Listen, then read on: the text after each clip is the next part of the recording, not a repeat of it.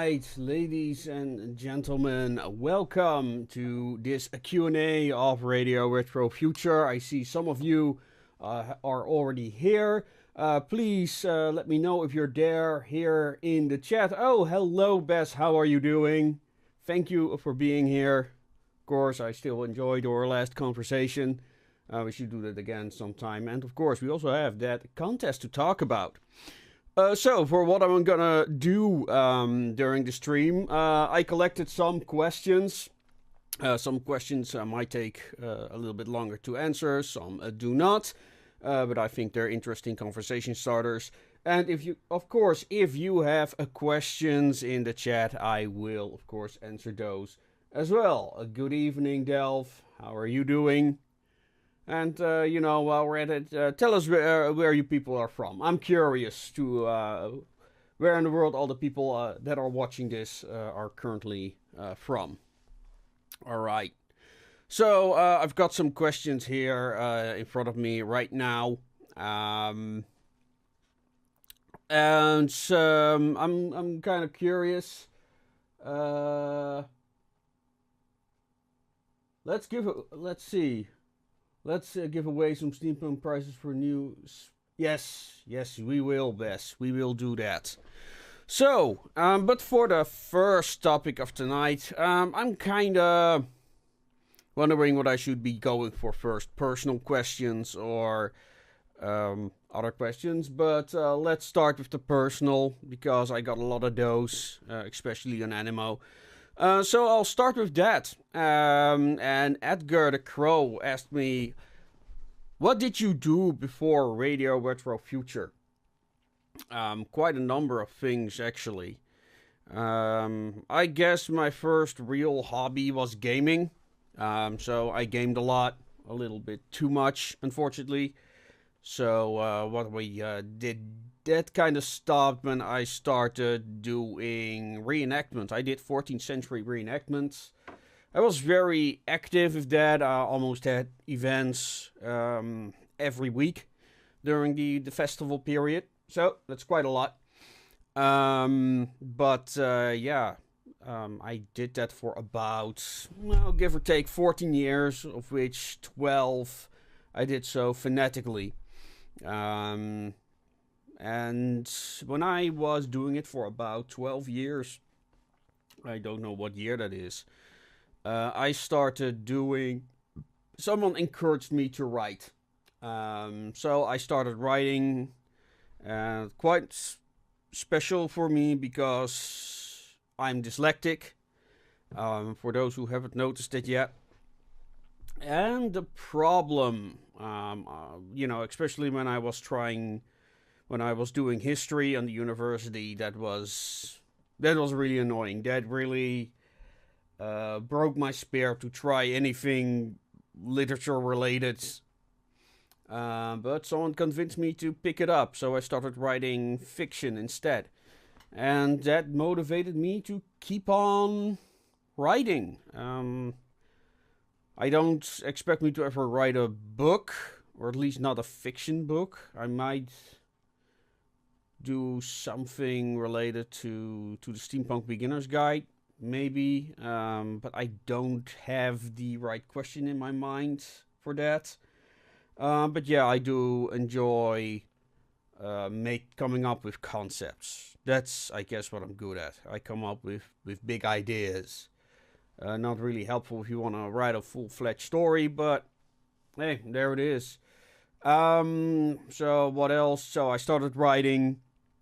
I started losing interest in reenactment because, well, I pretty much had done everything. And another thing that happened is I started taking up an Eastern martial art, including karate. So I was all very busy with that. And this particular martial art also demanded a lot of discipline. So I needed to train on a daily basis to get that done. And finally I managed to get a brown belt in karate and a blue belt in another discipline.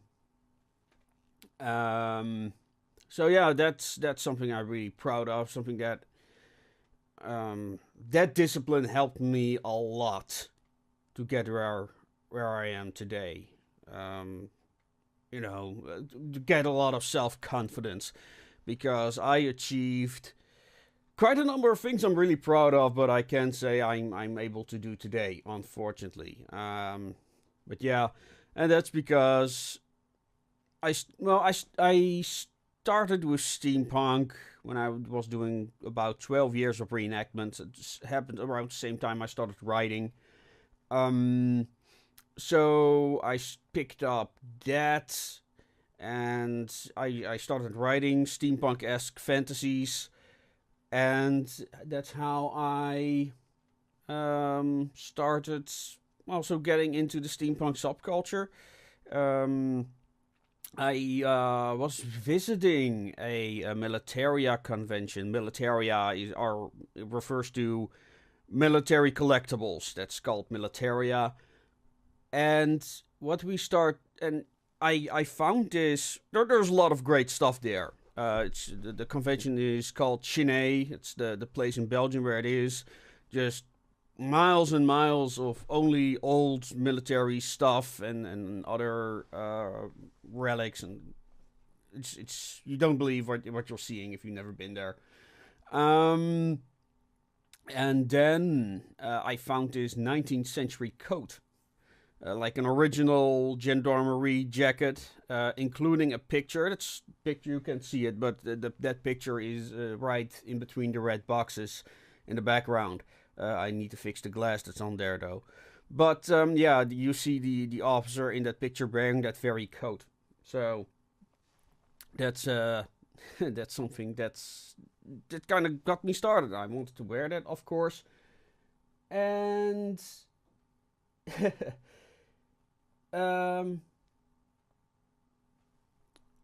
I'll get back to your question, Van der Graaf. But yeah, that's kind of my first steampunk costume, I guess. When I edit it, maybe I can splice in the pictures of that costume. I still have it. But one other important thing happened back then, and that was Emporium Vernesk. I actually have one of the posters of that event still in my kitchen. It was organized by Theresia Walderbos. La Duchesse, she's a very well-known fantasy alternate model in the Netherlands. And she organized this event that attracted about 200 visitors in the Willem 1, which is a place in Arnhem. So it was really close by for me as well. And that little convention, that's how I got to know Montague Jacques Fromage, by the way. He was there the second year, I think. Because the first year I was there, I bought the Steampunk Gazette. I actually have it here. Steampunk Gazette by Major Tinker. Kind of a controversial personality, but I enjoyed this book. This is kind of the book that said, okay, I want to do something with steampunk, like you say. It's filled with pictures. There's all these categories, all these expressions of steampunk, like taxidermy and God knows what else. So it's a great salon book, I would say. That's my review of this book. It's a great salon book to show to people who have no idea what steampunk is, and you need pictures. This book is great. So yeah, that's the combination of those three things kind of convinced me to start with my first blog. And that first blog was called Tupperware Steampunk. And that kind of tried to answer the question, what is steampunk? Because it was so widely defined, anything could be steampunk, so Tupperware could be as well. That was kind of the joke behind it. And it was a name that everybody remembered, because it's so weird, essentially. As for a question in the chat, yes, I tried to get some people on the show. People are still free to join if they want.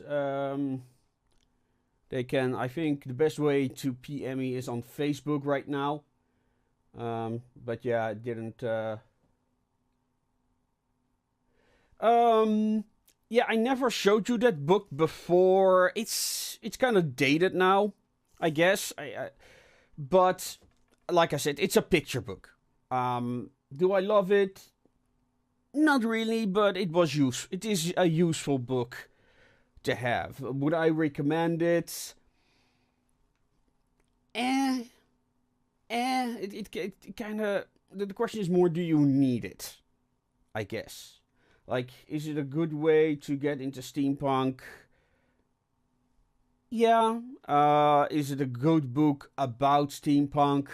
While we're on the subject of books, like one of the big recommendations the day that I started, let's say 2000, yeah, 2000. Oh dear, there's a big dent in this one. Oh, what a waste. Oh, anyway. But yeah, this was the book that everybody recommended, the Steampunk Bible. Yes. Would I recommend the Steampunk Bible now? Yeah. If you watch the Steampunk Beginner's Guide, you won't find anything new here. It's not really that extensive, and especially the later chapters are really like, well, they needed to put in some more chapters, and so I didn't even read the last chapters. They were so uninteresting, so random. Yes, I can actually join one of the Discord voice channels. I can actually try that. Let's see what happens. But I was talking about text messaging. Let's see. Let's see if this works. So if people want to join in, I guess that can happen on Discord. But yeah, leave a message in the general chat. Good evening. Oh dear, there he is already. Yeah. Hello, sir. You're on the air. Yes, I know. I'm watching. Yes, please introduce yourself. If you've been reading the chat, it's me, Van Graaf. I'm one of the moderators here on the server. Been watching your YouTube channel for a long time. Always loved it. Nothing real special about me. Just here to add to the conversation. Hope you won't mind. No. Okay, let's try this. We never did this before, so I'm really curious to see how this will turn out. Let's see, chat. Can you hear him? Okay. I can check see, myself. Well, if anyone has some comment on it, let me know. So I'll finish the story I was telling, I suppose, before it gets on a diatribe. Yeah. So first, Steampunk Bible. That was the book that everyone recommended back in the day. We're talking 2012 to 2014. But later, the same writers, Jeff Vandermeer, also created this book, the Steampunk User Manual. This is the book I recommend, by the way. It's more recent in its commentary, so that helps. It's also far more about the creative process. So a lot more about how different artists go through developing their aesthetics, their thing. And because it's more recent, also talks a lot about far more variations in steampunk. Okay, so that's as far as the book goes. To finish my life story. So this is what I was doing with Tupperware Steampunk, a lot of blogs. You won't find it under that name because I had the stupid idea to rename that blog Radio Retro Future after I started the YouTube channel. I thought I knew what I was doing with my branding. But it's still there on Blogspot. So that was something I did, and well, I've always been a fan of YouTubers, like especially the Nostalgia Critic was a great hero of mine, an amazing atheist, aka TJ Kirk. That was a YouTuber I really admired back in the day. Don't watch him anymore. Who else? Oh, I was really into the reviewer culture on YouTube and Channel Awesome. Back in the day, those were like big influences of mine. So I was thinking of doing reviews, never really got around to it. Did some videos, but I prefer, they're a lot of work, and I prefer the commentary. And that seems to be the thing that people come here for my channel for. So there's also that. And yeah, that's, so I always wanted to make the videos. But you know, Tupperware Steampunk was a good experience for me, you know, becoming more extrovert, promoting my work on events. And that's also how I created Dankert Lexicon. Especially the ARM telephone he has was made specially because I was on events, I wanted to take pictures, and all the time I had to either get my camera or flip my telephone out, and that was annoying, you know, you're on a steampunk event. And I said this before, but I really like the immersion that steampunk events bring. So to constantly have to whip out your mobile phone, yeah, I didn't like that. So my friend Niels made the, what we now call it the Ollie Boy. I don't have it with me right now. So that's the story behind Dankert Lexicon, because I also started doing interviews, and I want to also do those in character as well. So the character had to be a kind of a, I don't know, a kind of a spy or a clanker, a character like that. Somebody who could get in places, and I could have like these introductory stories of Dankert breaking into somebody's place and, you know, discovering something nasty about them or something like that. So that was all done in agreement with the interviewee. And that's how I did a number of interviews. First I did it in Dutch. Then I flipped to English because I wanted a larger audience. And then I started Radio Retro Future. Meanwhile, I'll develop Ragtag as well. I still do that from time to time, but not as much. More into a new theme right now. We're working on panels for that. But yeah, that's all the things I did before Radio Retro Future, and I'm still doing to a certain extent today. So yeah. Any questions, Mr. Van Graaf? Well, regarding you just mentioned YouTubers like Nostalgia Critic, and is there by any chance that you might as well have watched Angry Video Game Nerd from Cinemassacre? Oh yeah, I love him. Is he still making videos? Yeah, he still is. While he had, how do I say, they're coming less frequently, but they're of higher quality. Yeah, that is true. Yeah, I don't know what the last video he made was. I think it was a quite obscure title he did. No, I really like, unlike the Nostalgia Critic, he managed to successfully rebrand himself. Yes. So I really like that, and well, you could also clearly see the quality in his videos really go up. There's also this making of. There's this video they're doing where one of the guys gets thrown through a wreck in a makeshift video store, and then it turned out they made the wreck too strong, so they couldn't fall through. I don't know if you've seen that by any chance. Oh, I can remember it, but I don't know which episode it was. Yeah, I don't recall it either, but I remember it because you just see this friend of him just, yo, I can do this, and then he keeps jumping and jumping and jumping against that bloody thing, and oh man, it really, you know, and I did video recordings last week, and it was really annoying. You know, so many things go wrong, you're spending so much time waiting, doing nothing. Actually, I can add something to that. I know how frustrating it can be, because I myself, I recorded that one joke video just for fun. Right. Yeah, I don't know if you've seen it. I've posted it here. It's unlisted, so I can only share it through link. Like how many times I had to take it.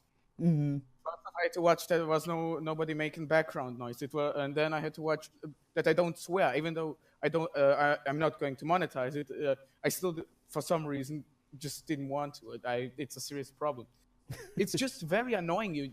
All those minor mistakes mean you have to go from beginning again. It actually influenced the question that you had. What was the last episode that he posted? That's the Aladdin deck enhancer. Oh, I have not seen that yet, one yet. I have to really Yeah, look up this it has channel again. how do you say, you know, like the Will Smith Aladdin. It has a like similar joke to it. Okay, I have not seen the Will Smith Aladdin. I barely noticed its existence, other I than that mean, I why? don't think people liked it. Let me.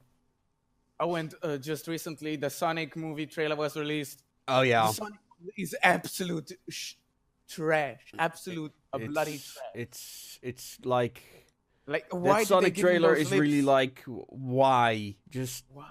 why? But Who Jim came Carrey is up with going to this? save the movie. All He, right. yeah. Okay, goodbye, Bess. But with that little detour, let's go to some other questions people send in. Again, by Edward the Crow. How old are you?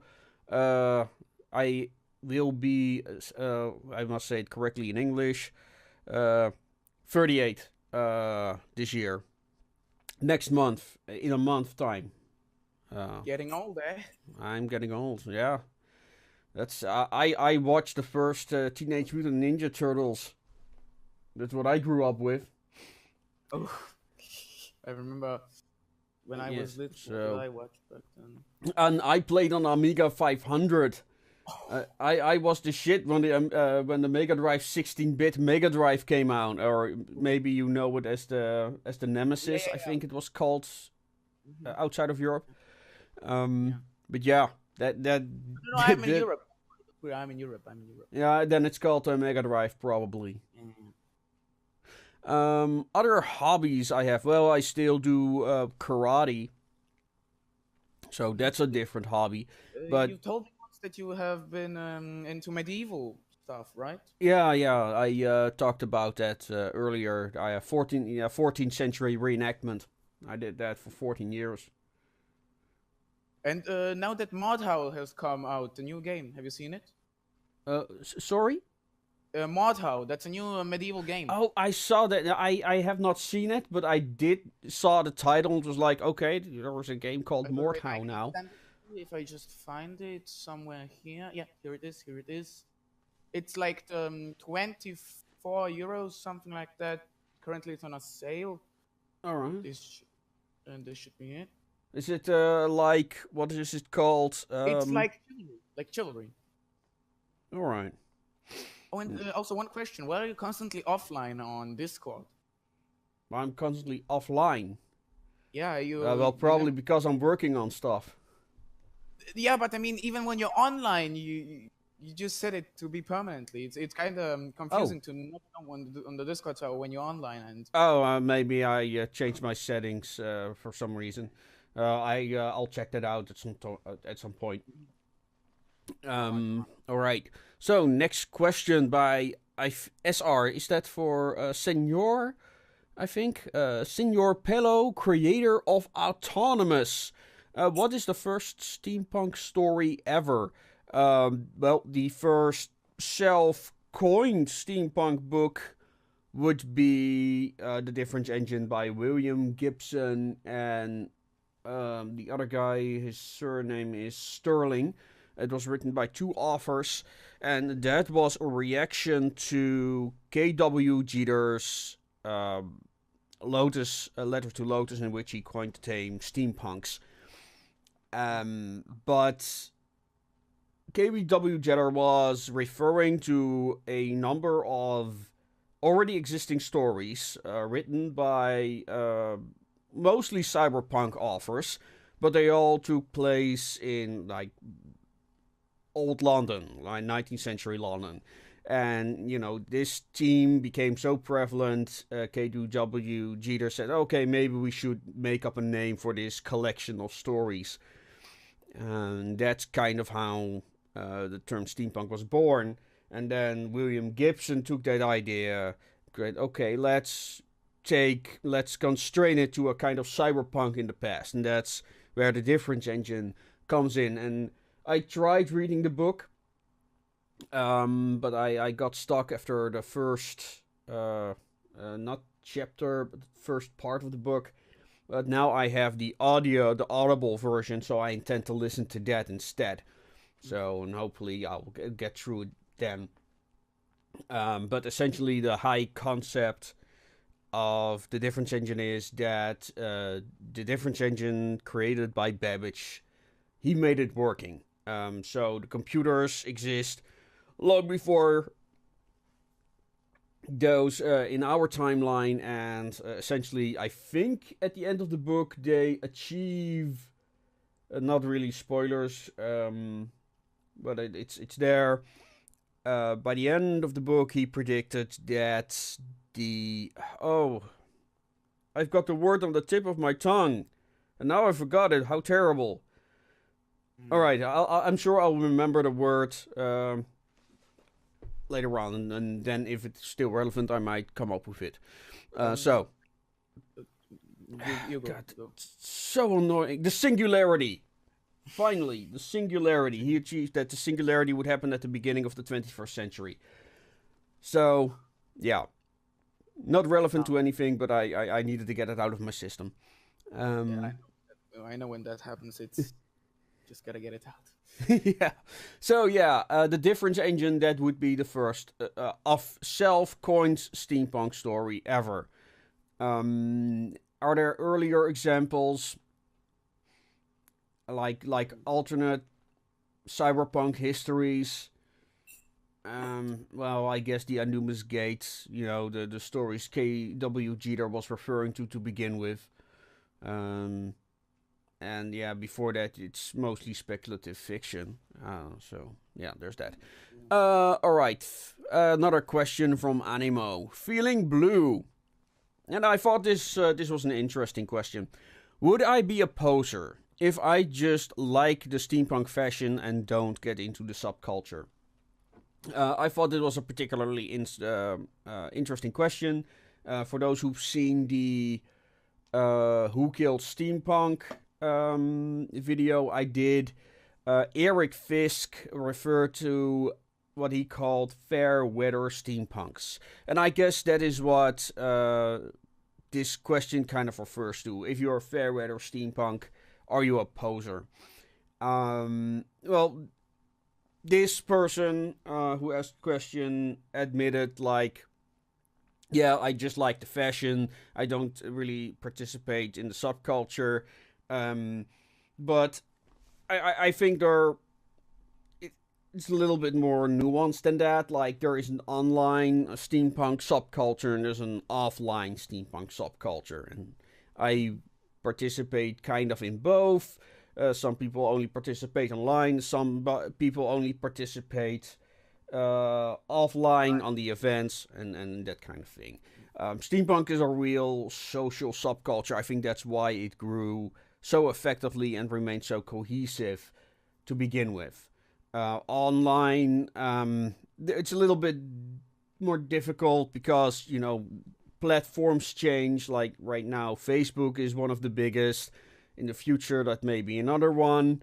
Instagram is far more popular than Facebook, for instance. So we'll see that change. Nick Ottens, his name was, complained like, oh, all these forums are not doing anything anymore. Well, yeah, do you still use forums, Mr. van der Graaf? Forums, well, depends on what kind of forums. For example, Steam forums I do use, and just in general forums for information, but personally I don't post much. Right. If you don't count Reddit. Yeah, no, I'm actually talking about like the classic forums.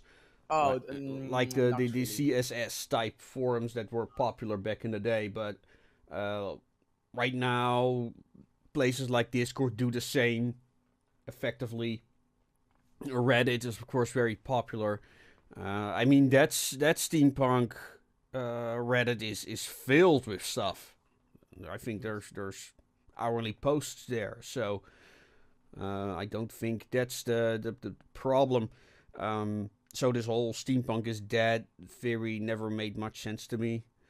As long as Dieselpunk lives on, as long as Atompunk lives on, Steampunk is also going to live on, because it's basically the same thing. It's just that people are persnickety about they're selfish, basically. Mm-hmm. They're like, let's oh, mine is better than yours, so let's create a whole new punk just so that I can be better than you.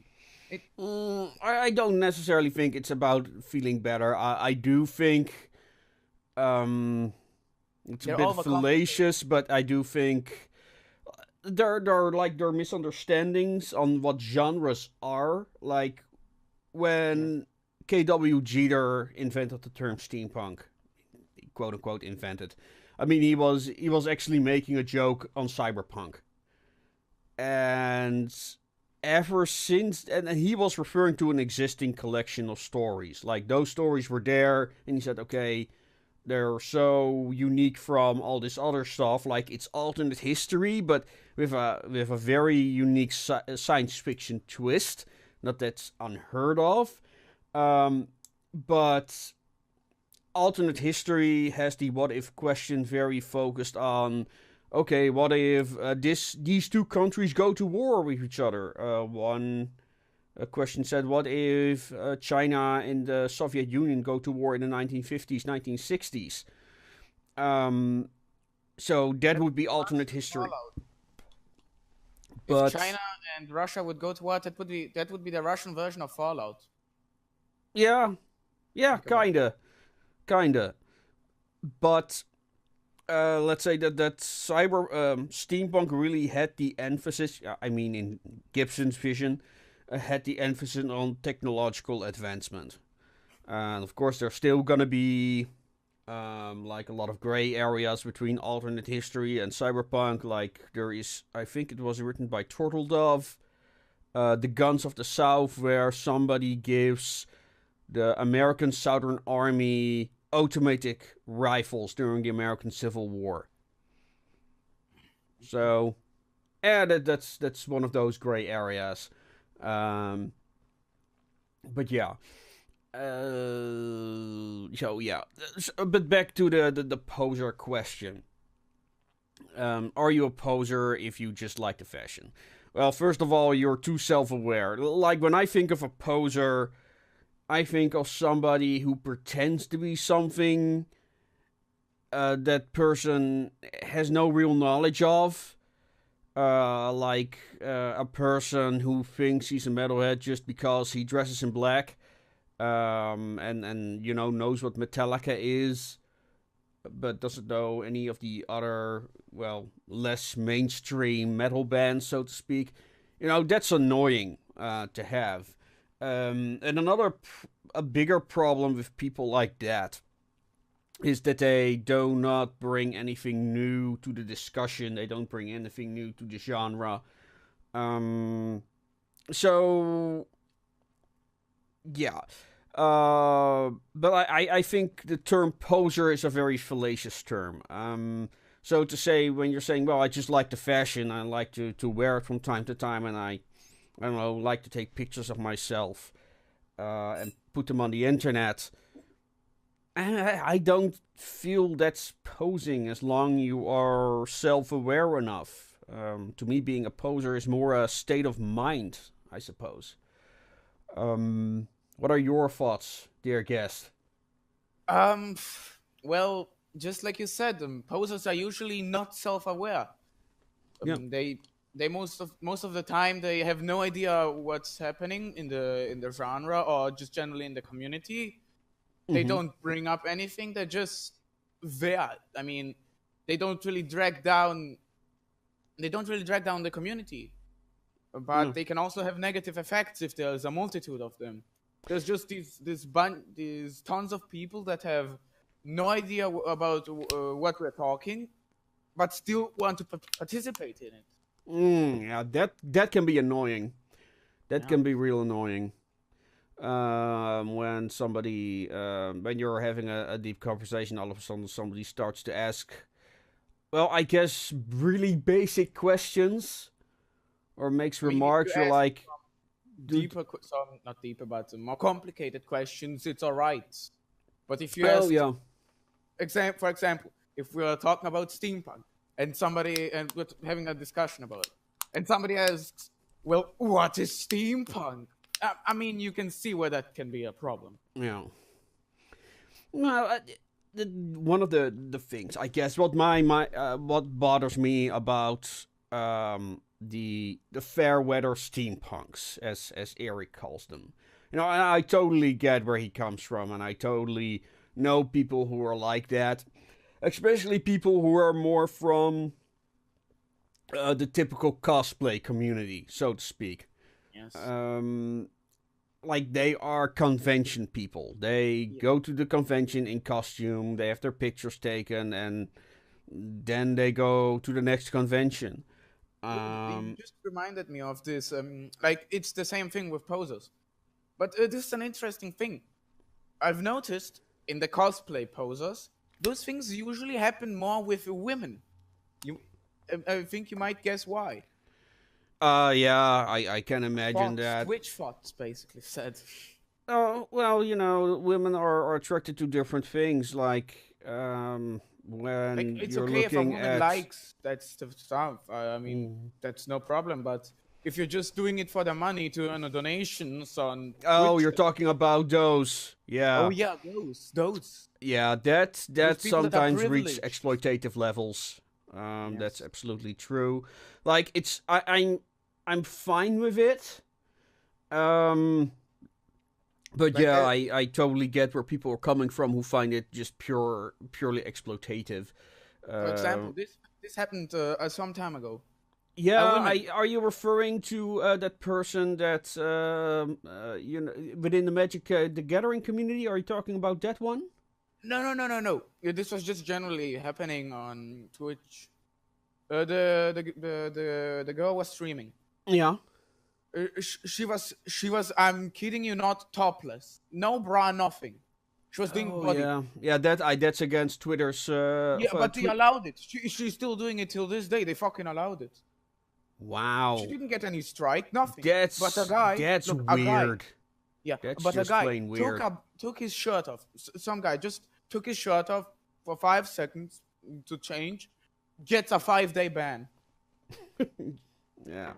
Jeez. Well, I'll tell you something about that video, the post about who killed Steampunk. So I posted it, and I just used the title of the original article. And the next morning, I watched on my YouTube analytics page, and all of a sudden I see the yellow symbol, meaning that my gotta sneeze. It was demonetized. Well, it wasn't necessarily demonetized, but it wasn't it wasn't suitable for most advertisers. Oh. So yeah, effectively it's the same. You shouldn't have said killed. You should have said game ended. Who knows? Something like that. But here's the funny part. Because I signed in an objection. It's one push of the button, not really difficult. Like, I haven't done or said anything. Like, well, maybe I should have been more review, charitable towards Steampunk Magazine, but not really. But the next day, I don't know why. I think I was just curious to like what is trending on the term steampunk on YouTube. Get is which of the videos was listed on top. Mm-hmm. It was my video, Who Killed Steampunk. Nice. So, and the video is fully monetized, by the way, again. So YouTube has taken this moral stand. Oh, you can't have anything with, the dark titles in your video. You can't have words like killed in your video.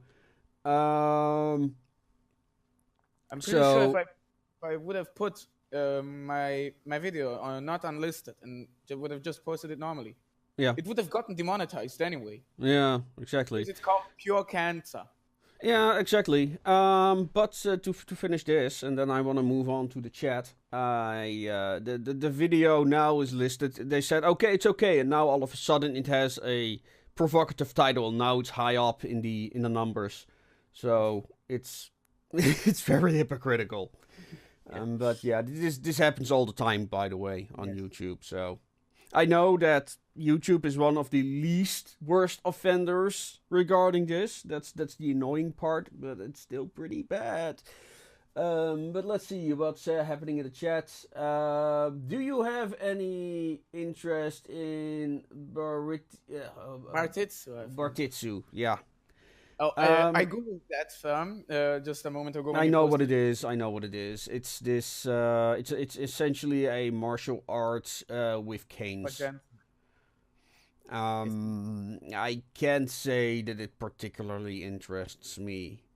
The other discipline I mentioned, I also practiced with canes. So yeah, and I'm looking for a specific way of movement in my martial arts, and I didn't see that in Baritsu. So, or at least in the people who put up the demonstrations, because that's also.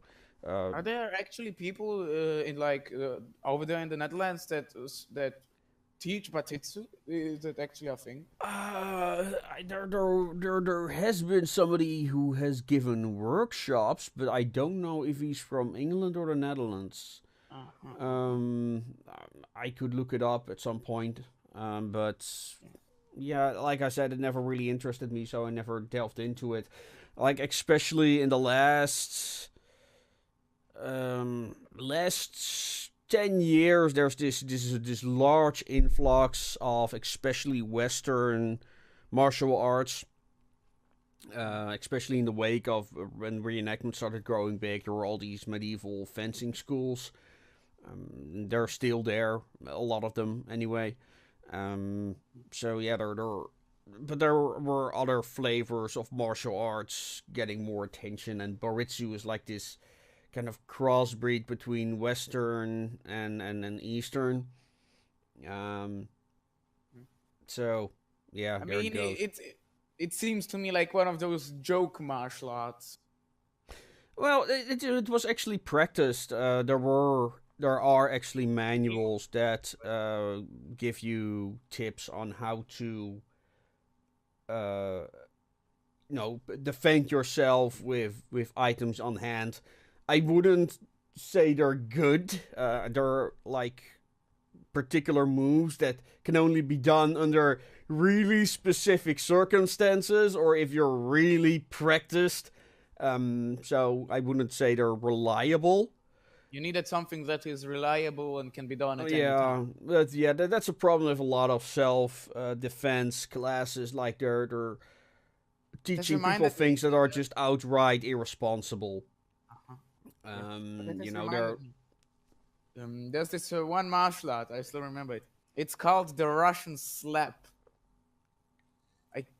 It consists of multiple weak kicks and fast. You literally bitch slapping your opponent to death. Fast slaps. Yeah, is that a serious martial art though? Or the people that invented it think that it's serious. Yeah, there are people like that as well. But it's just not useful. I mean, look, I am no person for martial arts. I can barely defend myself. No, I can barely defend myself from a bee. Nor can I defend myself from a person. If you can understand me. Yeah, like I know a person who trains like 24/7. Like really, he goes from home, practices, and goes home when the sun goes under. Those people have serious issues. He made his living giving martial arts lessons. Yeah, but believe me, if they train that much, something in their life has been really, really bad. They are mad at someone, and now they're just trying to get rid of it by educating others, by getting all their frustration out of them with the martial arts or the training in general. No, I wouldn't. Well, it puts your mind at ease when you are. But like I reached some new perspectives while practicing these martial arts. So I'm kind of wondering where his mind is at. I mean, everybody has their own way of getting their mind on ease. Some like to work. No, Some like. this is different. Ooh, I could have done a very offensive joke there about. Ooh, ooh. I could have No, said I'm Arbeit quite macht attached frei, to if my you know what I YouTube mean. channel, so save it for the Discord. Yes. So yeah. Basically, Let's see. I don't see any other questions in the chat right now. Oh man. Well, So and I am out of questions asked right here. So I guess this stream has been mostly about my life story. But yeah, that's okay. So I suggest we're gonna leave it at that. We've been up quite a while as well. So, well, I don't know about you guys, but I enjoyed this. So we can do this again in like 6 months or something. How does that sound? well, it sounds good to me. All right. I don't know what the others would say. We'll see. We'll see. It also depends on the questions I get. Maybe I'll get some questions. Who knows? In response to this, so and then we can make this like a regular thing, I guess. Well, Alright. regular with once every so many months. Yeah, But yeah. second. With that being said, I suggest we're gonna leave it at this. So I hope you enjoyed this video, ladies and gentlemen. Like I said, if you want me to do this more often, I'm all open for it. Currently, I have several videos in the works, which is another video of the Steampunk Beginner's Guide and an expose on magic in Steampunk, so that's coming this way. For those that don't know, I also have a subscribe star if you want to support what I do, like investing in a new webcam, because I don't like this letterbox format of this current one. And well, with that being said, ladies and gentlemen, I'm gonna leave it at that, and I'm gonna wish you adieu, and of course, as always, make it your way.